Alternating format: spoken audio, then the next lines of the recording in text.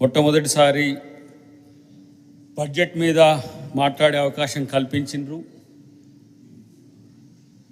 ప్రత్యేకించి విపక్షాల నుంచి బడ్జెట్కు సంబంధించి ఒక నిర్మాణాత్మకమైన సూచనలో, సలహాలో, లేదంటే ఇంకా ఇలా చేస్తే బాగుంటుందని ఒక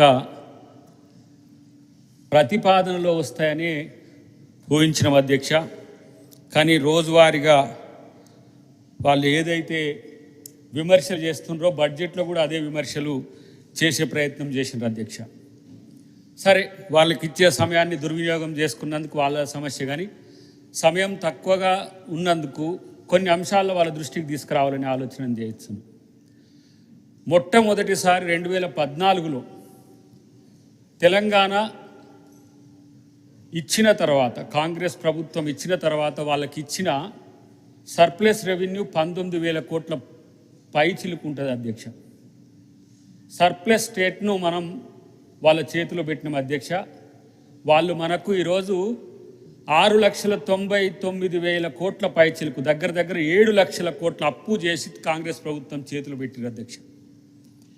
అంటే ప్రభుత్వం ఒక ఫిస్కల్ పాలసీని డిఫైన్ చేసుకోవడంలో ఫెయిల్యూర్ అయింది వాళ్ళ ప్రభుత్వం అని చెప్పడానికి ఇంతకంటే ఎక్కువ ఉదాహరణ అక్కర్లేదు అధ్యక్ష. ఎందుకంటే సగటు రాజకీయ నాయకుడిగానే కాకుండా కామర్స్లో డాక్టరేట్ అయి ఉన్నాం కాబట్టి మేము కొంచెం ఎక్కువ చదివే ప్రయత్నం చేస్తాం మనం ఆర్థిక పాలసీలో. దాన్ని సోషలిస్టిక్ అప్రోచ్లో తెలంగాణ అనంటే డివిజన్, ఇప్పుడు మేము ప్యూర్ రేర్ చేసినందుకు వాళ్ళు ఇదేందో ఇంగ్లీష్ పదాలు అనుకుంటున్నారు. కానీ తెలంగాణ భౌగోళికంగా హైదరాబాద్ కేంద్రీకృత ఆర్థిక వ్యవస్థ ఉంది, రూరల్ ఏరియా వ్యవస్థ ఒకటి ఉంది. అంతకుముందు ఏజెన్సీ లేకపోతే గిరిజన ప్రాంతాల తరహా ఆర్థిక వ్యవస్థ ఉండేది.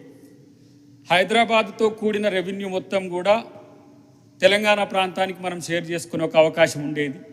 తర్వాత రెవెన్యూ తక్కువగా వచ్చి మనం ఏవైతే గిరిజన ఆదివాసీ ప్రాంతాలు ఉంటే వాళ్ళ అభివృద్ధికి మనము పెద్ద ఎత్తున మనం వెచ్చించే ఒక ప్రయత్నం చేసే ఒక కల్చర్ ఉండే అధ్యక్ష. దాన్ని వాళ్ళు పూర్తిగా మరిచి వాళ్ళ నినాదం బీఆర్ఎస్ నినాదం, అది తెలంగాణ ఉద్యమ నినాదం కూడా కాదు. తెలంగాణ ఉద్యమ నినాదం ఆత్మగౌరవం, స్వీయ పాలన.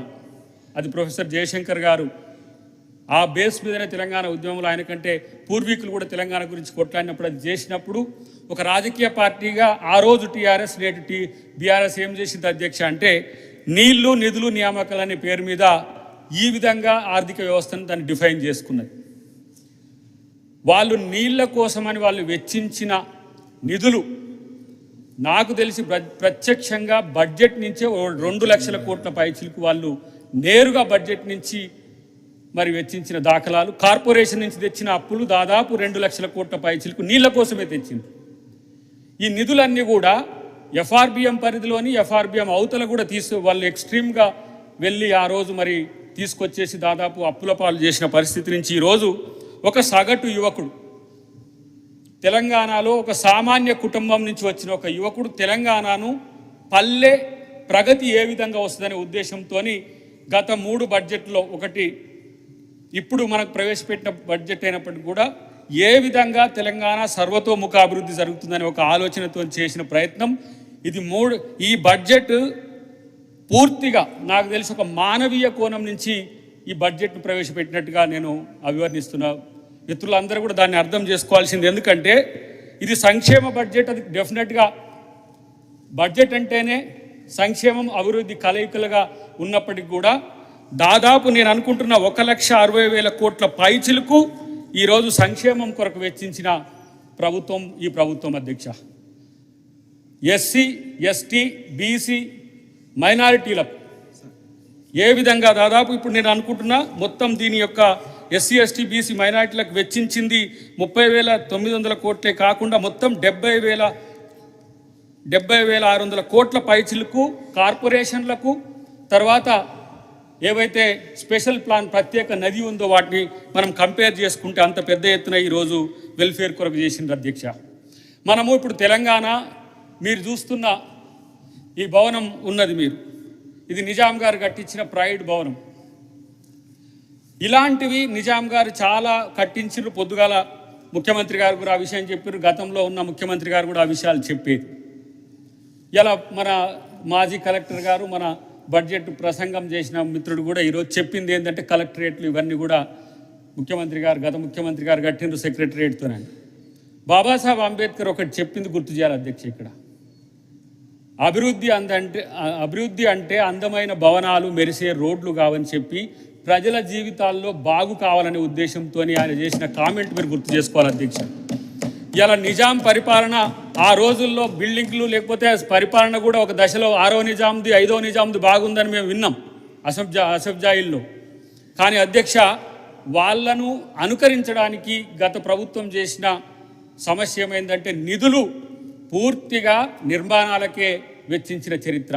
అదే నిర్మాణం మనకు కాళేశ్వరంగా పిలువబడుతున్న ఇప్పుడున్న ప్రాజెక్ట్ అధ్యక్ష. అది నేరుగా 1,00,000 కోట్ల రూపాయలు వెచ్చించిన ప్రాజెక్ట్ అధ్యక్ష. దాని నుంచి చుక్క నీరు ఇప్పటికి రాకపోవడం అనేది దుర్మార్గం అనే అంశం. మిత్రుడు చెప్పిండు ఇప్పుడు ఏమని, మల్లన సాగర్ నుంచి వస్తున్నాయి కదా నీళ్లు, అది రాష్ట్ర ప్రభుత్వ పరిధిలోని కావాలి. మల్లన సాగర్లో ఎన్ని ప్రాణాలు పోయినాయో, ఎన్ని ప్రాణాలు చెరువులో జీవిస్తున్నాయో మన ప్రియ సభ్యులు గారికి తెలియంది కూడా కాదు. ఇప్పటికి మొన్న కూడా వారి పార్టీ ప్రచారానికి పోయినట్టు ఏ విధంగా అడ్డుకున్నారో. దాదాపు అక్కడ నేను అనుకుంటున్న వారే చెప్పాలి 9,000 ఎకరాల పైచిలకు భూసేకరణ చేసిండ్రు. సక్కింగ్, బ్లడ్ సక్కింగ్ లెక్క ఒక రకంగా. ఆ విధంగా వాటి దగ్గర నాకు తెలిసి నేను మల్లనసాగర్ ఉద్యమంలో నేనున్న అధ్యక్ష. ఆ రోజు మన ప్రియతమ ముఖ్యమంత్రి గారితో పాటు దామోదర్ రాజనరసింహ గారు కూడా ఆ రోజు ఆ ఉద్యమంలో ఉన్నారు. అక్కడ ఒక ఎస్సీ తనున్న గుడిసెలోనే ఆత్మహత్య చేసుకున్న చరిత్ర అధ్యక్ష. ఒక ఓసీ తన గుడిసెలోనే కాలబెట్టుకొని సగం కూడా కాలిన చరిత్ర చూసినాం అధ్యక్ష. అక్కడ ల్యాండ్ ఎక్విజిషన్ కొరకు ఏ విధంగా అసైన్డ్ భూముల్ని బ్రాహ్మణపల్లి నుంచి మొదలు పెడితే ఏటిగడ్డ కృష్ణాపూర్ కానీ ఎర్రవెల్లి కానీ అక్కడ ఉన్న ఇంకో ఎర్రవెల్లి అక్కడ కాంట్రాక్ట్లకు ఇచ్చిండ్రు. జడ్పీటీసీలకు, సర్పంచ్లకు మీరు ఇంత ల్యాండ్ ఇప్పిస్తే మేము ఇంత చేస్తామని చెప్పి 1000 ఎకరాలు ఆ విధంగా తీసుకున్నారు అధ్యక్ష. కానీ ఈరోజు మేము అలాంటి పెద్ద ప్రాజెక్టులు కట్టి కాంట్రాక్టర్ల జేబు నింపాలనేది కాకుండా దిగువ మధ్యతరగతి నీటిపారుదలని ఈరోజు మేము ఎంపవర్ చేయాలనే ఉద్దేశంతో ముఖ్యమంత్రి గారు ఇలా నీటిపారుదల రంగానికి పెద్ద ఎత్తున కేటాయింపులు చేసిన పరిస్థితి అధ్యక్ష. ఈరోజు విద్యకు సంబంధించిన అంశం వస్తే ఇంటిగ్రేటెడ్ స్కూల్స్ కోసం దాదాపు 5,000 కోట్ల రూపాయల అధ్యక్ష. పేదలు, ఎస్సీ లేదు, ఎస్టీ లేదు, బీసీ లేదు, ఓసీ లేదు, మైనారిటీ లేదు, మహిళ లేదు, దాదాపు ఇప్పుడు ప్రతి నియోజకవర్గానికి ఒక ఇంటిగ్రేటెడ్ స్కూల్ని ఈరోజు ఇవ్వాలనే తలంపు ఇది ముఖ్యమంత్రి గారి యొక్క ఆలోచన అధ్యక్ష. ముఖ్యమంత్రి గారు తను పిసిసి అధ్యక్షునిగా ఉన్నప్పుడు మేము ఆ రోజు సరే అటువైపు ఉన్నా కూడా ఆ రోజు అధికార ప్రతినిధిగా ఉన్న శ్రవణ్ గారు కూడా ఆ రోజులో ఉండేది. ఈ రాష్ట్రంలో విద్య అనేదానికి కులం ఉండకూడదు, వైద్యం అనేదానికి కులం ఉండకూడదు. విద్య ఎస్సీ లేదు, ఎస్టీ లేదు, బీసీ లేదు, మైనారిటీ లేదు, ఓసీ లేదు, మనం అందరికి కూడా ఇవ్వగలిగింది విద్య. దానితోని ఒక మంచి ఫలితాలు తెలంగాణ సాధిస్తుందని ఒక ఆశయంతో ఆ రోజు ముఖ్యమంత్రి గారు మాకు చెప్పేది అధ్యక్ష. ఉచిత విద్య, ఉచిత వైద్యం ఇవ్వాలనే తలంపు ఉన్నప్పటికీ కూడా కొన్ని కారణాల వల్ల ఉచిత విద్య, ఉచిత వైద్యం అని మనం పెట్టలేము అధ్యక్ష. ఎందుకంటే 1991 నూతన ఆర్థిక విధానాలు లేకపోతే నూతన ఆర్థిక సంస్కరణల వల్ల మనం ప్రైవేటును మనమే ప్రోత్సహించినాం, కార్పొరేట్ను కూడా మనమే ప్రోత్సహించినాం. కాబట్టి ఒక్క ఉదుటిన ఉచిత విద్య, ఉచిత వైద్యం అని అనలేక వంతుల వారీగా ప్రభుత్వ విద్యను, ప్రభుత్వ వైద్యాన్ని మనం బలోపేతం చేసే దిశగా కార్యాచరణ ఉండాలనే దానికి ఈరోజు ఇక్కడ బీజాలు పడినాయి అధ్యక్ష. ఇలా తెలంగాణ పబ్లిక్ స్కూల్స్ పేరు మీద మండలానికి గరిష్టంగా 1, నియోజకవర్గానికి 5-6 స్కూల్స్ పెట్టాలని ఒక ఆలోచనతో కేటాయింపులు జరిగిన అంశాన్ని మిత్రులు గమనించాలని నేను కోరుతున్నా. వైద్యానికి సంబంధించి అంశం చెప్పే ముందు అధ్యక్ష, ఈ రాష్ట్రంలో 1,15,00,000 కుటుంబాలకు ఉచిత బీమా 5 లక్షల వరకు ఎవరికైనా సరే, దానికి ఏం పేద లేదు, ఉన్నతి లేదు, ఎవరికి లేదా, ప్రతి ఒక్క కుటుంబానికి ఈరోజు జీవిత బీమా కల్పించే ప్రయత్నం ఇలా ఇందిరమ్మ కుటుంబ జీవిత బీమా అని చెప్పి ప్రకటించిన అధ్యక్ష. ఇది ఏ పార్టీకి గతంలో వాళ్ళు కాక అవును మేము మా పార్టీతో ఉంటేనే మేము పథకాలు ఇస్తాం అన్నట్టుగా కాదు అధ్యక్ష. ఈరోజు మేము డబుల్ బెడ్రూమ్ ఇల్లు కూడా మిత్రుడు చెప్పిండు అధ్యక్ష. ఈరోజు ఏ లెవెల్లో ఉన్న వాటికి ఎంత పేమెంట్స్ చేయాలనే విషయంలో వారికి తెలియంది కాదు. ఈ బడ్జెట్లో కూడా 5,000 కాదు అధ్యక్ష, 7,300 కోట్ల పైచిలికేయాలి మేము ఏది చెల్లింపుల కొరకు ఇచ్చినాం. ఎందుకంటే ఇల్లు 1 సంవత్సరంలోనే పూర్తయ్యేది, 5 నెలల్లో పూర్తయ్యేది కాదు అధ్యక్ష. బునియాది లెవెల్లో కొంత, లెంటల్ లెవెల్లో కొంత, స్లాబ్ లెవెల్లో కొంత, L1, L2, L3గా మనం డిఫైన్ చేసినాం అధ్యక్ష. దాంట్లో ఇప్పుడు మనం చెల్లింపులు 5,500 కోట్ల పైచిలకి ఇప్పుడు చెల్లించిన పరిస్థితి అధ్యక్ష.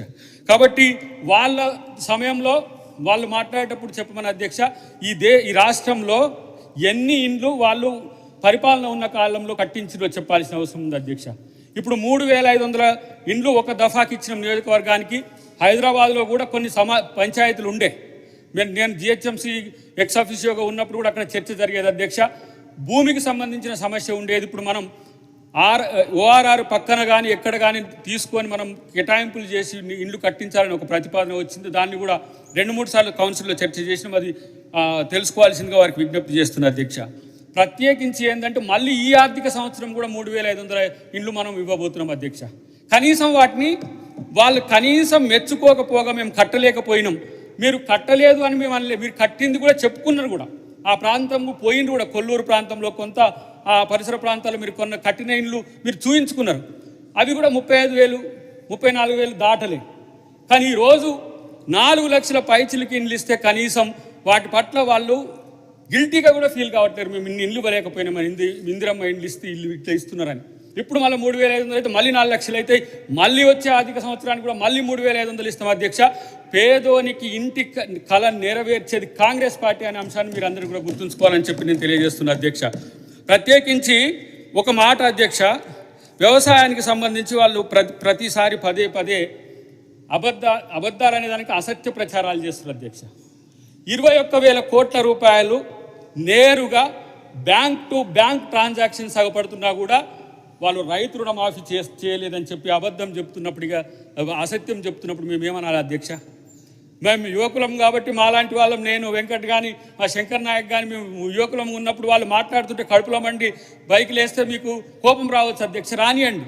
కానీ రైతులు ఈరోజు ఆత్మహత్యలు చేసుకునే స్థితి నుంచి ఎక్కడెక్కడ ఏ సమస్యలు ఉన్నా కూడా వాటిని పరిష్కరించే దిశగా ఇలా రైతు భరోసా నిన్న నర్మిట్ట గ్రామంలో మీ పాత జిల్లాలో వేసిన సందర్భం మర్చిపోయిన అధ్యక్ష.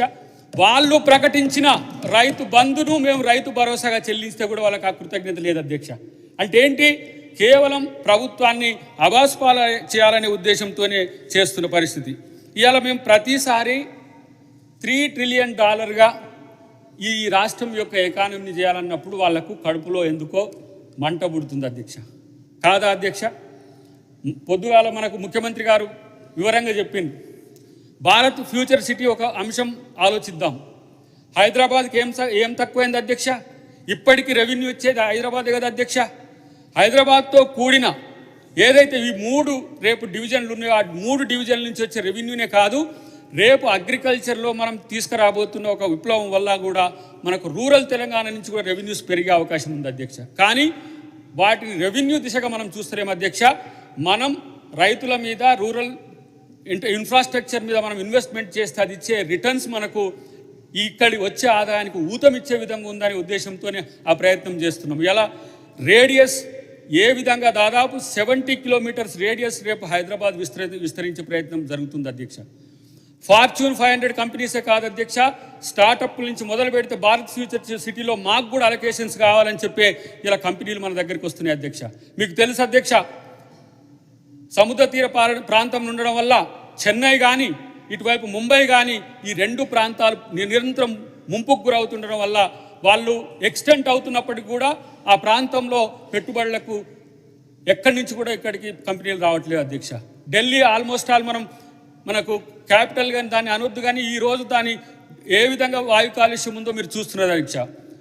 ఇక్కడ హైదరాబాద్ డక్కన్ ప్లేట్లో ఉండి సమశీతోష్ణ స్థితితో ఉండి ఎక్కడికైనా ఎక్స్టెండ్ కాయే అవకాశం ఉంది. కాబట్టి హైదరాబాద్ని ది ఫస్ట్ పొటెన్షియల్ సిటీగా ఇండియాలో భావిస్తున్న పరిస్థితుల్లో పెట్టుబడులన్నీ మనం ఆకర్షించాలంటే అంత పెద్ద ఎత్తున మనం ల్యాండ్ అలొకేషన్ కానీ ఎస్టాబ్లిష్మెంట్కి కానీ మనం చేయడానికి ఇలా వాళ్ళు తీసుకొచ్చిందే రైజింగ్ 2047. దాన్ని కనీసం నేను అంటున్నా, దాంట్లో విఘ్నులు ఉన్నారు, మిత్రులు చదువుకున్న వాళ్ళు ఉన్నారు. రేపటి భారతదేశం ఎట్లా ఉండాలో, భారతదేశంలో హైదరాబాద్ ఎట్లా ఉండాలని కోరుకునే వాళ్ళు ఉన్నారు. అలాంటి పొటెన్షియల్ సిటీ లేదా అధ్యక్ష ఇక్కడ? హైదరాబాదు ఈరోజు నిజంగా ఒకరోజు మూసి మనకు వరప్రదాయంగా ఉండే అధ్యక్ష. మూసిని బాగు చేసుకుందామంటే మూసి అనగానే దాన్ని మూసేయి అని అంటున్న పరిస్థితి వచ్చింది అధ్యక్ష. అది ఎకనామిక్ జోన్ కూడా కదా అధ్యక్ష. ఆ ప్రాంతంలో ఉండే వాళ్ళు దాదాపు నేను అధ్యక్ష 6 మీటింగ్ల మినిట్స్ నేను, దామోదర్ రాజనరసింహ గారు, పొంగులేటి శ్రీనివాసరెడ్డి గారు, శ్రీధర్ బాబు గారు దాన్ని స్టడీ చేసిన అధ్యక్ష. ఒకరోజు ముఖ్యమంత్రి గారు ఆ 6 సమావేశాల్లో వాళ్ళు తీసుకున్న నిర్ణయాలు ఏంటి అని ఇప్పుడు దీంట్లో చూపించగలం అధ్యక్ష. 5,000 కోట్లతోని మూసిని రిజర్వేట్ చేయాలనే ఉద్దేశంతో వాళ్ళ మేనిఫెస్టోలు పెట్టింది అధ్యక్ష. మరి అది ఎవరు రాసిండ్రు ఏంటో నాకు తెలియలేదు, కానీ దాంట్లో ఏ పేజీ ఇది జిహెచ్ఎంసీ ఎలక్షన్స్ అప్పుడు ఇక్కడ పెట్టిన పరిస్థితి ఉంది అధ్యక్ష. సేమ్ మొన్న ముఖ్యమంత్రి గారు కూడా అది వాళ్ళు మాజీ ముఖ్యమంత్రి గారు, ఆనాటి మున్సిపల్ శాఖ మంత్రి గారు కేటీఆర్ గారు ఇచ్చిన వాటిని కూడా కోట్ చేసిండ్రు అధ్యక్ష. ఇవి కేవలం వాళ్ళు విమర్శల కోసం. కానీ ఇలా 8,000 ఇండ్లు ఉన్నాయి అధ్యక్ష. ఆ రోజు 8,000 ఇగో సేమ్ వీటిని మేము ఏ పిక్టోరియల్ రిప్రజెంటేషన్ చేసిన వాళ్ళదే పిక్టోరియల్ రిప్రజెంటేషన్ చేసిండ్రు. ఇలా అధ్యక్ష దాదాపు నేను అనుకుంటున్నా 8,000 ఇండ్లు అధ్యక్ష వాళ్ళు ఎన్యుమరేట్ చేసిన రోజు 8,000 ఇండ్లు మూసి నదీ గర్భంలోని ఇండ్లు, మూసి పరివాహక ప్రాంతంలోని ఇండ్లు పోయితాయని వాళ్ళు ఆ మినిట్స్లో రాసింది అధ్యక్ష. ఈ 5-6 సంవత్సరాల్లో దాదాపు నేను అనుకుంటున్నా 11,000 పైచిలకు ఇండ్లు ఉన్నాయి అధ్యక్ష. వాటిని తొలగించి ప్రత్యామ్నాయ ఏర్పాటు ఏటిగట్టుకే చేద్దామంటే కూడా వాళ్ళకి తలకాయ నొప్పి అవుతుంది అధ్యక్ష. ఏటిగట్టుకు కాదు, ఇంకెక్కడ పెట్టాలనో వాళ్ళు మీ ద్వారా ఇంతకుముందు ముఖ్యమంత్రి గారు చెప్పారు అధ్యక్ష.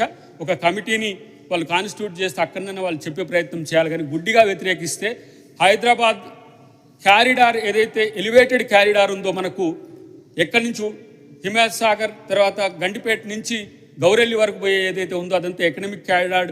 హైదరాబాదు ట్రాఫిక్ సమస్యలు పోవడమే కాకుండా, నగర వేగం పెరగడమే కాకుండా, కాలుష్య నియంత్రణ అయ్యడమే కాకుండా సమయం పాలన కూడా మనకు అవకాశం ఉంటుంది అధ్యక్ష. ఒక్కసారి ఎల్బీ నగర్ నుంచి బండి వేసుకొని మనము బైక్ని వేసుకొని ఒక్కసారి లంగరాజో లేకపోతే మాదాపూర్ పోవాలంటే ఎంత సమయం పడుతుందో చూడండి అధ్యక్ష. కాబట్టి మూసీ నది కేవలం ఏదో ఆర్థిక అంశంగా చూసి మూసీ నదితో వస్తే మనం కాంట్రాక్టర్ల కోసం ప్రాజెక్టులు కట్టినట్టుగా మరి మూసీని ఏమైనా కడుతుండ్రని అపవాదుతో వాళ్ళు అనుకోవద్దని చెప్పి వాళ్ళకు డిపిఆర్ కూడా ఇచ్చే ప్రయత్నం చేస్తారు అధ్యక్ష. ఆ పార్టీ నాయకులు మొత్తం కూడా డిపిఆర్ కోరుకుంటారు. డెఫినెట్గా రేపు డిపిఆర్ కూడా సబ్మిట్ చేస్తారు అధ్యక్ష.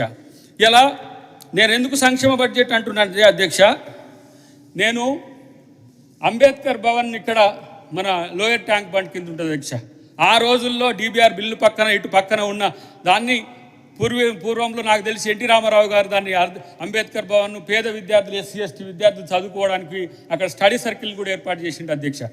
గౌరవ కేసీఆర్ గారు కూడా పోయినసారి దాన్ని అంబేద్కర్ టవర్ చేయాలనే ఉద్దేశంతో దాదాపు 6-7 సంవత్సరాల పైచిలకు అధ్యక్ష. నేను అగ్లూరు లక్ష్మణ్ కుమార్ గారు అక్కడికి పోయి దాన్ని చూసినాం అధ్యక్ష. ఆ గుంట తీసింది గుంట అట్లనే ఉంది. అంబేద్కర్ భవన్కు కరెంటు కూడా లేదు అధ్యక్ష. కనీసం అప్పటికప్పటి కరెంటు నిప్పించిన పరిస్థితి అక్కడే మంత్రి గారు ఆజ్ఞలు ఇచ్చిన పరిస్థితి అధ్యక్ష. ఇప్పుడు అక్కడ మనం మొదటి దశకు దాన్ని అంబేద్కర్ నాలెడ్జ్ సెంటర్గా మార్చి 25 కోట్లు మనం కేటాయించుకున్నాం అధ్యక్ష ఈ బడ్జెట్లో. మీరు చూస్తే ఇదే నింబోలి అడ్డలో నేను MCA చేసే రోజుల్లో ప్రైవేట్ స్కూళ్ళకు ప్రైవేట్ కాలేజీలకు హాస్టల్స్ ఉండవు కాబట్టి నేను నింబోలి అడ్డ హాస్టల్లో చదువుకున్న అధ్యక్ష. ఆ రోజుల్లో ఉభయ రాష్ట్రాలు ఇప్పుడున్న ఉభయ రాష్ట్రాల్లో ఉమ్మడి ఆంధ్రప్రదేశ్లో ఉండే అన్ని కులాల విద్యార్థులు అక్కడ చదువుకునే వాళ్ళు అధ్యక్ష. అదొక ప్రపంచం. అది ఆ ప్రపంచం ఈరోజు మొత్తం మూగబోయింది అధ్యక్ష. అసలు అక్కడ కరెంటు లేదు సరిగా, అది మొత్తం కునారిల్లిపోతున్న పరిస్థితుల్లో మరి వారు ఎందుకు ఆ 10 సంవత్సరాలు వాళ్ళు పట్టించుకోలేదు అధ్యక్ష. ఈరోజు ఈ బడ్జెట్లో బాబు జగ్జీవన్ రామ్ సెంటర్గా దాన్ని ఈరోజు మొత్తం దాదాపు 25 కోట్లు ఈరోజు కేటాయించిన చరిత్ర ఉన్నది అధ్యక్ష. అంటే పేద విద్యార్థుల గురించి ఇప్పుడు ఇలా మన బీసీ సమాఖ్యల కొరకు 50 కోట్లు పెట్టుకున్నాం అధ్యక్ష. కార్పొరేషన్లకు కూడా నేను ఇప్పుడు బడ్జెట్లో ఉండే 11,000 చర్చిస్తున్నారు అధ్యక్ష వీళ్ళు బీసీలకు. నేను అంటున్నా అదే బీజేపీ మిత్రులు అదే బీఆర్ఎస్ మిత్రులు 42% మనం బీసీలకు రిజర్వేషన్లు కొట్లాడి తెద్దాం. బీసీ సప్లాన్ అదే ప్రాతిపదికన కూడా అవడానికి అవకాశం ఉంది అధ్యక్ష. ఇప్పుడు ఎస్సీలకు ఎందుకు సప్లాన్ స్పెషల్ వచ్చింది అధ్యక్ష? SC/ST సప్లాన్కు సంబంధించి మాజీ డిప్యూటీ సీఎంగా ఉన్న మన మంత్రివర్యులు ఇప్పుడు ఆరోగ్య శాఖ మంత్రిగా ఉన్నవారు ఆ రోజు పూర్వపు ముఖ్యమంత్రి గారు కిరణ్ కుమార్ రెడ్డి గారి ఆదేశాల మేరకు ఉమ్మడి ఆంధ్రప్రదేశ్లో మొట్టమొదటి దేశంలో SC/ST సప్లాన్ తెచ్చింది ఈ తెలంగాణ ఆంధ్రప్రదేశ్ రాష్ట్రం అధ్యక్ష. మనం కూడా మొట్టమొదట బీసీ సప్లాన్ తీసుకొని రావాలంటే ఇలా బీజేపీ మిత్రులు బీఆర్ఎస్ మిత్రులు కలిసి వచ్చి కేంద్రం మీద కొట్లాడి మనం షెడ్యూల్ 10లనా షెడ్యూల్ ఇంకేదైనా కావచ్చు, మీరు అనుకునే టెక్నికల్ అంశాలు ఏమైనా కావచ్చు, ఈ రాష్ట్ర ప్రభుత్వం 42% ఫర్మ్గా రిజర్వేషన్లు రాజ్యాంగబద్ధంగా ఇవ్వాలనుకుంటున్నది. దానికి మీరు కలిసి వస్తే రేపు కార్పొరేషన్ ఏర్పాటు చేస్తే ఈ నిధులలో 42% ఇలా నిధులు మనం బీసీలకు కేటాయించుకునే హక్కు ఉన్నది అధ్యక్ష. అక్కడనేమో సమస్యలు తీసుకొస్తుండ్రు అధ్యక్ష, ఇక్కడికి వచ్చాము అడుగుతుండ్రు అధ్యక్ష. కాదనలేం, ప్రతిపక్షంలో ఉన్నప్పుడు టాకింగ్ పాయింట్స్ కావాలి, ఎవరో రాసిచ్చింది మాట్లాడాలి కాబట్టి మళ్ళీ అదే మాటలు మళ్ళీ రిపీట్ చేయడానికి కాదు అధ్యక్ష. తెలంగాణ ఆత్మతో ఆలోచించండి. ఈ రాష్ట్రంలో బేస్గా ఏ నియోజకవర్గంలో అయినా 50% బీసీలు ఉన్న చరిత్ర ఉంది అధ్యక్ష. ఒక ప్రాంతంలో 60% ఉండొచ్చు, ఒక దగ్గర 45% ఉండొచ్చు, కానీ రమారమి యావరేజ్గా 50% బీసీలు ప్రతి నియోజకవర్గంలో ఉంది అధ్యక్ష. మనం ఓసీలం పోతున్నాం, ఓట్లు అడుగుతున్నాం, ఎస్టీలం పోతున్నాం, సీట్లు అడుగుతున్నాం, ఎస్సీలం పోతున్నాం, సీట్లు అడుగుతున్నాం, బీసీలు పోయి కూడా సీట్లు అడుగుతున్నారు. మరి బీసీలకు వాళ్లకు సామాజిక హోదా ఇచ్చే విధంగా, రాజ్యాంగబద్ధ కోటా వచ్చే విధంగా మరి ప్రభుత్వం ప్రయత్నం చేస్తుంటే ఎందుకు కలిసి రావట్లేదో వాళ్ళు ఆత్మపరిశీలన చేసుకోవాల్సిందిగా నేను విజ్ఞప్తి చేస్తున్నాను. ఎందుకంటే బీసీలది వేల ఏళ్ల చరిత్ర అధ్యక్ష. ఏదో ఎస్సీ ఎస్టీలకి 70 సంవత్సరాలు 80 సంవత్సరాలు రిజర్వేషన్ వచ్చి కొంత వెసులుబాటు ఉండొచ్చు, కానీ మొట్టమొదటగా ఈ దేశంలో సఫర్ అవుతున్నది ఇప్పుడు బీసీనే. కాబట్టి ఆ మానవీయ కోణం నుంచి వాళ్ళ పార్టీ అధ్యక్షుల వారిని, అది బీజేపీ కానీ బీఆర్ఎస్ కానీ చేయాల్సిన అవసరం ఉందని చెప్పి నేను అడుగుతున్నా అధ్యక్ష. ఎందుకంటే ఒకవైపు ఏమో బీసీ దానికి ఏంటిది యాంటీ కేసు వేసిన వాళ్ళకు కూడా టికెట్లు వాళ్ళే ఇస్తారు అధ్యక్ష. మరి నేను అది ఏదో వాళ్ళు తేల్చుకోవాల్సిన అవసరం ఉంది అధ్యక్ష. ఇలా గ్యారంటీలు అంటుండ్రు కదా అధ్యక్ష. 50,173 కోట్లు 713 కోట్లు కేటాయిస్తున్నాం అధ్యక్ష. మనం గ్యారంటీలకు ఏమైనా అంటే గ్యారంటీలు కనబడకపోతే మేమేం చేయాలి? మీరు చూసుకోండి, మీకు ఇచ్చిన బడ్జెట్ పుస్తకంలో రెండోసారి కూడా పుస్తకం ఇస్తాం, లేకపోతే మా దగ్గర ఉన్న పుస్తకం పంపిస్తాం. 50,713 కోట్ల ఇలా కేటాయింపులు ఉన్నాయి అధ్యక్ష. తర్వాత 9 కొత్త పథకాలు మేము ఇలా ప్రజల కోసం కేటాయిస్తే మరి ఎట్లా అధ్యక్ష? రెండో కళ్ళద్దం ఏమైనా కూడా ఇస్తాం, కేసీఆర్ గారికి ఇస్తాం, మీకు కూడా ఇస్తామని చెప్పి నేను తెలియజేస్తున్నా అధ్యక్ష. 1,45,000 కోట్ల 1,45,591 కోట్ల రూపాయల సంక్షేమం కొరకు ఇలా పెట్టిన చరిత్ర అధ్యక్ష. దాని మీద ఒకవేళ మీరు రేపు చర్చ మళ్ళా ఇదేమో సమయం తక్కువ ఉంటుంది కాబట్టి మళ్ళీ సంక్షేమం మీద మీరు పెట్టిందంటే ఒక్కొక్క పద్దు కింద ఎంత ఉందో, నా కింద చాలా పుస్తకాలు ఉన్నాయి, కానీ మీలాగా ఈ తిప్పుతా ఉంటే అందరికి నిద్ర వస్తుంది. నేను తిప్పట్లేను అధ్యక్ష. ఈ తిప్పే పథకం వదిలేసి ప్రజల కోసం మాట్లాడాలని వాళ్ళని నేను విజ్ఞప్తి చేస్తున్నా అధ్యక్ష. ఇలా అప్పుల విషయం సరే ఉభయ సభల్లో చెప్తారు, రేపు బట్టి గారు చెప్తారు, ముఖ్యమంత్రి గారు కూడా చెప్తారు, కానీ ఒక మాట అధ్యక్ష, ఇవాళ తెలంగాణ ఎకానమీని పేదోడి లక్ష్యంగా తీసుకుపోవడానికి ఏంటి కారణం అనేది బీఆర్ఎస్ చెప్పలేకపోతుంది అధ్యక్ష. పేదోడి లక్ష్యంగా తెలంగాణ ఎకానమీ ఎందుకు పోవట్లేదు? హైదరాబాద్లో ఈరోజు ఒక అధ్యక్ష మీరు ఆలోచించండి, సగటు వ్యక్తిగా ఒక సామాన్య బస్తీలో పుట్టిన ఒక నిరుపేదకు పుట్టిన కొడుకు ఇంకొక ఇల్లు కొనుక్కోవాలంటే పరిస్థితి ఉందా ఈ తెలంగాణలో? ఇప్పుడు మనం ORR, RRR ఇంకెక్కడికైనా పోయినా కూడా పేద బస్తీల్లో ఉండే నిరుపేద బీసీ ఎస్సీ ఎస్టీలే కాదు, ఓసీలే కాదు, మైనారిటీలు కూడా కొనుక్కునే పరిస్థితి ఉందా? ఒక సింగిల్ బెడ్రూమే 1 కోటి రూపాయలు డిమాండ్ చేస్తున్న పరిస్థితి ఈరోజు. మేము ఈరోజు వాళ్ళకు సంబంధించి ల్యాండ్ అలొకేషన్ గురించి కూడా ముఖ్యమంత్రి గారికి నివేదించిన అధ్యక్ష. ORRతో పాటు వాళ్ళున్న ప్రాంతాల్లో G+2 అర్బన్ హౌసింగ్కు సంబంధించి ఒక వెసులుబాటు ఉంది అధ్యక్ష. గతంలో యూపీఏ ప్రభుత్వం ఉన్నప్పుడు ఆ ప్రయత్నం సోనియా గాంధీ గారు చేసింది అధ్యక్ష. ఎక్కడైతే ఎస్సీ ఎస్టీలు కానీ బీసీలు కానీ ఉన్న ప్రాంతంలో మనమే వాళ్ళకు వాల్మీకి వాంబే ఇండ్లు కూడా కట్టించిన చరిత్ర మీరు చూసిండ్రు అధ్యక్ష. అట్లాంటి ఒక నిర్మాణాత్మక సూచనలు ఇచ్చి, అవును అధ్యక్ష, మూసి పరివాహక ప్రాంతంలో 100 ఎకరాలు మిగులుతున్నాయి రియల్ ఎస్టేట్ కొరకు అంటుంది కదా అధ్యక్ష. ఆ ప్రాంతంలో పేదలకు ప్రతి దగ్గర 5 ఎకరాలు 10 ఎకరాలు కేటాయించమని చెప్పి డిమాండ్ చేయొచ్చు కదా అధ్యక్ష. ఎందుకు చేయలేకపోతున్నారు? వాళ్ళకి ఆ మనసు లేదు, వాళ్ళు కట్టించిన చరిత్ర లేదు. ఇక 4,800 స్కూళ్ళు అధ్యక్ష మూతబడ్డాయి. 4,800 స్కూళ్ళు మూతబడ్డ పరిస్థితి. ఇలా మళ్ళీ ప్రైవేట్ స్కూల్ బలపడుతుంది అని అంటే కార్పొరేట్ స్కూల్, ప్రైవేట్ కూడా కాదు అధ్యక్ష, ప్రైవేట్ యాజమాన్యాల స్కూళ్ళు కునారిల్లుతున్నాయి అధ్యక్ష. వాళ్ళు సేవా తత్పరతతో పేదవాళ్లకు చదువు చెప్పి కొంతమందికి పేదవాళ్ళకు చదువు చెప్పి ఉన్నత వర్గాలకు చెందిన విద్యార్థులకు కాంచి ఫీజులు తీసుకొని వాళ్ళు కూడా సర్వీస్ చేసింది అధ్యక్ష. వాళ్ళ పరిస్థితి కూడా పోయింది. కార్పొరేట్ స్కూళ్ళు వచ్చేసి ఈరోజు 6 కార్పొరేట్ స్కూళ్ళు వచ్చి మొత్తం తెలంగాణని ఇలా పూర్తి స్థాయి యూనివర్సిటీలు కూడా సరే వాళ్ళకు కూడా సంబంధించి కూడా ఉన్నాయి, అది వేరే విషయం. కానీ ఇవాళ ప్రభుత్వ విద్యా మందం లంబంగా ఆ గీత గీయాల్సిన అవసరం ఉంది అధ్యక్ష. కాబట్టి నేను అంటున్న మిత్రులకు ఇలా కడుతున్న వాటికి మీరు కనీసం సహకరించే ప్రయత్నం చేయండి. పేదలకు ఇల్లు కట్టండి, హైదరాబాద్లో కట్టండి అని మీరు చేయండి తీర్మానాలు. ఎందుకు మీ పార్టీలకు ఒక ఎజెండా లేకుండా ఇంతకుముందు మిత్రుడు అన్నట్టుగా కేసీఆర్ గారిని గుడ్డిగా వ్యతిరేకించాల్సిన అవసరం కాంగ్రెస్ ప్రభుత్వంకి లేదు. 2.5 సంవత్సరాల పరిపాలన తర్వాత ఇంకా కేసీఆర్ వైఫల్యాలను కేసీఆర్ చుట్టూ మేము కదలాల్సిన అవసరం లేదు అధ్యక్ష. ఈరోజు మా ప్రభుత్వం రేపు తక్కువ వడ్డీ రోజుతో తీసుకున్న 3,16,000 కోట్ల పైసలకు అప్పులు తీసుకున్నాం అధ్యక్ష. 2,76,000 కోట్లు వాళ్ళ అసలు కోట్లకి చెల్లించిన అధ్యక్ష. బడ్జెట్ చెప్తున్న వాస్తవం కదా అధ్యక్ష. సరే, మీరు వారి మాట్లాడేటప్పుడు ఆ అప్పులు ఎక్కడి నుంచి తెచ్చి దేనికి కట్టడం కూడా దాంట్లో ఉంది అధ్యక్ష. దీంట్లో చిన్న బ్రీఫ్ నోట్లో మేము పెట్టినాం అధ్యక్ష. ఎవరు రేపు మాట్లాడినా, అది శ్రవణ్ గారు మాట్లాడినా, ఎవరు మాట్లాడినా దీంట్లో దేనికి కట్టినమో చెప్పొచ్చు మీకు పూర్తి స్థాయి. దీంట్లో ఎకనామిక్ సర్వే కూడా ఇంత పెద్ద పుస్తకంలో ఇచ్చినప్పుడు కూడా మరి పెద్ద పెద్ద కళ్ళద్దాలు కొనిద్దాం అధ్యక్ష. ఇగో ఇంత పెద్ద పుస్తకంలో రాసినాం అధ్యక్ష. దీంట్లో మీకు అన్ని వివరాలు, తెలంగాణ సోషియో ఎకనామిక్ అవుట్లుక్ను మేము మీ ముందు పెట్టినాం, మీ టేబుల్స్ మీద పెట్టినాం. వీటిలన్నిట్లో కూడా ఆ వివరాలు ఉన్నాయి అధ్యక్ష. మళ్ళీ వివరించాల్సిన అవసరం వస్తుందని నేను అనుకోను అధ్యక్ష. రెండవది నేను అంటున్నా, ప్రభుత్వ స్కూళ్ళకి ఇన్ఫ్రాస్ట్రక్చర్ కొరకు కూడా మీరు గతంలో పెట్టింది. ఆ ప్రభుత్వ స్కూళ్ళ ఇన్ఫ్రాస్ట్రక్చర్ కొరకు ఏం చేసిరు అనే విషయం పక్కన పెడితే ఈరోజు మేము బాగు చేస్తున్న స్కూళ్ళ విషయం ఒక చర్చ అయితే, గురుకులాలకు సంబంధించి దాదాపు మేము 500 కోట్ల పైచిలకి ఈరోజు పెట్టినాం అధ్యక్ష. అన్ని గురుకులాలకు సంబంధించి గురుకులాలు, ఎస్సీ గురుకులాలు, ఎస్టీ గురుకులాలు, బీసీ గురుకులాలు, ఇట్లా గురుకులాలు ఉంటే కులాల వారిగా విడిగిపోతుంది అంటున్నా. అందుకే ఇంటిగ్రేటెడ్ స్కూల్స్ పెడితే అవేమిటికి పెట్టిండ్రు అని అంటారు. అది కాంట్రాక్టర్ల కొరకు, దాంట్లో అవినీతి జరిగింది అంటారు. అవినీతి జరిగితే ప్రశ్నించే హక్కు మీరు రాజ్యాంగబద్ధంగా కలిగి ఉన్నారు. కానీ గుడ్డిగా విమర్శించితే మీరే అబాసు పాలవుతారు. ఎందుకు మీకు ఆలోచన రాలే? ఉచిత విద్య, నేను గతంలో మూమెంట్లో ఉద్యమకాలంలో మేము ఉన్నప్పుడు అధ్యక్ష, ఉచిత విద్య గురించి కేసీఆర్ గారు చెప్తుండే జేఏసీలో.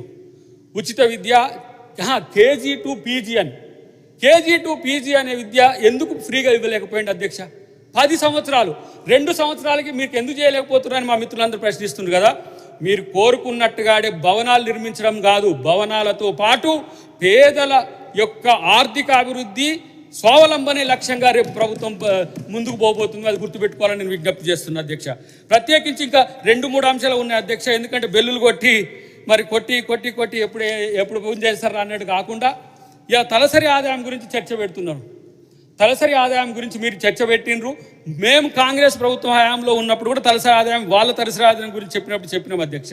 కానీ ఈరోజు డబుల్ అయిన తలసరి ఆదాయం గురించి కూడా వాళ్ళు కనీసం మెచ్చుకునే పరిస్థితి లేదు. ఇలా ఎంత ఉంది మీకు? 4,18,831 కోట్ల రూపాయలు. ఇలా ఒక్క రంగారెడ్డి జిల్లా 11,29,735 రూపాయలతో అగ్రభాగాన ఉన్నది ఇలా రంగారెడ్డి జిల్లా.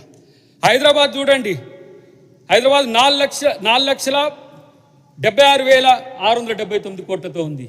సగటున 3,30,000 పై కోట్ల చిరుకున అన్ని జిల్లాలతో కలిపితే, నాట్ ఈవెన్ ఓల్గా చెప్పట్లే, జిల్లాలది కూడా GDDPతో కూడా మీరు కంపేర్ చేసుకుంటే గ్రాస్ డిస్ట్రిక్ట్ డొమెస్టిక్ ప్రొడక్షన్ కూడా పెరిగిన పరిస్థితి నీకు ఇక్కడ నేను చెప్పగలను అధ్యక్ష.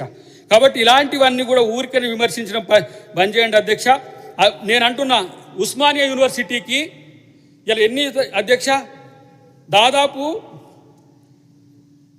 1,730 కోట్లు కేటాయించిన అధ్యక్ష. విశ్వవిద్యాలయాలకు 1,730 కోట్లు ఒక్క ఉస్మానియా యూనివర్సిటీకే. మనమందరం చదువుకున్న ఒక్క ఉస్మానియా. మీరు చూడండి, రేపు నీ ఆక్స్ఫర్డో, లేకపోతే నీ హార్వర్డో, లేకపోతే స్టాన్ఫర్డో, కేంబ్రిడ్జో, ఆ యూనివర్సిటీల స్థాయికి రేపు ఉస్మానియా యూనివర్సిటీ కనపడకపోతే చూద్దాం. ఇలా మీరు, అది ముఖ్యమంత్రి గారి లక్ష్యం అధ్యక్ష. ఇలా చాకల ఐలమ్మ యూనివర్సిటీ, మహిళా యూనివర్సిటీకి అధ్యక్ష, ఒక పేద తల్లి పోరాటానికి స్ఫూర్తిగా పెట్టుకున్న మహిళా విశ్వవిద్యాలయానికి మనం చాకల ఐలమ్మ పేరు పెట్టుకున్నాం అధ్యక్ష. మొదటి దఫాలో ఈరోజు 400 కోట్ల పైసలకు మనం ఇలా అలొకేషన్ చేసుకున్నాం అధ్యక్ష. దాన్ని ఖర్చు చేయించడానికి పోరాడండి. మేము ఖర్చు చేస్తాం, ఖర్చు చేయించకపోతే మీరు పోరాడండి. ప్రతి యూనివర్సిటీకి కూడా 45 కోట్లు, 35 కోట్లు, 70 కోట్లు ఇట్లా వరుసగా అన్ని యూనివర్సిటీలకు ఈరోజు కేటాయించిన 1,730 కోట్ల రూపాయలు అధ్యక్ష. కాబట్టి మైనారిటీల వెల్ఫేర్కు దాదాపు 3,769 కోట్లు ఇలా కేటాయించిన ప్రభుత్వం మేమే మొట్టమొదటిగా. మీరు బీసీలకు 3,000 కోట్లు కేటాయించిన చరిత్ర బీఆర్ఎస్ పార్టీ. 3,000 కోట్ల రూపాయల చరిత్ర. మీకు ఏం నేను చెప్పేది అబద్ధం కాదు అధ్యక్ష. బడ్జెట్ నోట్స్ మన ఆఫీసులో ఉంటాయి అధ్యక్ష. కాబట్టి బీసీల కోసం ప్రేమ ఉన్నట్టు వాళ్ళు నటించేదాన్ని ఈరోజు మేము వ్యతిరేకిస్తున్నాం అధ్యక్ష. సరే, ఇక అప్పుకు సంబంధించి చర్చ పెట్టినరు. అప్పు ఈ 26 నెలల అప్పు మేము స్వయంగా అప్పు చేసి పెట్టింది 1,60,000 కోట్ల పైచిలకు. దాని మీద చర్చ మీరు పెడితే మళ్ళీ మా సభ్యులు చెప్పే పరిస్థితి ఉంటుంది అధ్యక్ష. కాబట్టి నేనేమంటున్నానంటే ప్రతి ఒక్క అంశంలో గత ప్రభుత్వం చేసిన తప్పును ఈ ప్రభుత్వం చేయకుండా ఉండాలనే ఉద్దేశంతోనే ముఖ్యమంత్రి రేవంత్ రెడ్డి గారు, ఇంకా ఇంతెందుకు అధ్యక్ష, బట్టి విక్రమార్క గారు ఆర్థిక శాఖ మంత్రి గారు క్షేత్రస్థాయి నుంచి కింద నుంచి గ్రామీణ నిరుపేద పల్లెల నుంచి ఎదిగొచ్చిన నాయకుడు అధ్యక్ష. వారికి ప్రతి ఒక్క అంశంలో సూక్ష్మమైన పరిశీలన ఉంటుంది అధ్యక్ష. మీకు కూడా తెలుసు, ఎక్కడ కూడా తప్పు చేస్తే ఉన్న ప్రతిపక్షం ఎట్లాంటిది అధ్యక్ష మనకు తెలియదు అధ్యక్ష. వాళ్ళు లేని తప్పునే ప్రచారం చేసేటోళ్ళు, ట్రోల్స్ని నమ్ముకుంటోళ్ళు అధ్యక్ష. కానీ ఈరోజు ప్రతి ఒక్క దగ్గర కూడా నిర్మాణాత్మకమైన ఒక పరిస్థితిని ఈ ప్రభుత్వం అనుసరిస్తున్న విధానం వాళ్ళు మర్చిపోతున్నారు అధ్యక్ష. నేను అంటున్నా, ఇలా విద్యార్థులే కాదు, ఇలా డైట్ ఛార్జీల నుంచి మొదలు పెడితే ఈ ఇతరత్ర ఎట్లా మానవీయ కోణం నుంచి పెంచినరో వాళ్ళందరికీ కూడా తెలుసు అధ్యక్ష. చివరగా ఒక అంశం చెప్పి నేను ముగిస్తా అధ్యక్ష. తెలంగాణను మనం పేద ప్రజల దృష్టికోణం నుంచి చూడాలనే ఆలోచనను బీఆర్ఎస్ పార్టీ మననంలోకి తీసుకోవాల్సిన అవసరం ఉంది అధ్యక్ష. ఆ కోణాన్ని మరిచి వాళ్ళు నిర్మాణాలు, కట్టడాలు, విలాసం దీన్ని నమ్ముకున్నారు అధ్యక్ష. పేదోనికి ఇల్లు కట్టించాలని ఇప్పుడు నా నియోజకవర్గం ఉంది అధ్యక్ష. తుంగతుర్తిలో 2-3 ప్లేస్లలోనే ఇల్లు కట్టించింది కూడా. ప్రభుత్వ విద్య మొత్తం కునారిల్లుతుంటే ప్రైవేటు విద్యకు పోతున్నాం. తర్వాత ప్రైవేట్ హాస్పిటల్స్ చాలా రిచ్ అవుతున్న పరిస్థితుల్లో నా నియోజకవర్గంలో ఉన్న ఒక్క హాస్పిటల్కు రెగ్యులర్ డాక్టర్ కూడా లేని పరిస్థితి ఉండే అధ్యక్ష. కానీ ఈరోజు పెద్ద ఎత్తున మేము ఆ వైద్యానికి కూడా 13,000 కోట్ల పైచిలకు మేము చెల్లించబోతున్నాం. విద్య, వైద్యం, మంచి పరిపాలన, సమగ్ర అభివృద్ధి లక్ష్యంగా ఈరోజు ఈ ప్రభుత్వం ముందుకు పోతున్న పరిస్థితుల్లో వాళ్ళు నిర్మాణాత్మకమైన మనకు మద్దతును అందించాలని, అందించే ప్రయత్నం చేయాలని, ఇంకెవరో చెప్పింది వినకుండా తెలంగాణ ప్రజలు చెప్పినట్టు విని వాళ్ళ యొక్క అవసరాలను, వాళ్ళ యొక్క నీడ్స్ను మీరు గమనించాలని చెప్పి విజ్ఞప్తి చేస్తూ thank you very much. Thank you అధ్యక్ష. శ్రీ ఏవిఎన్ రెడ్డి గారు.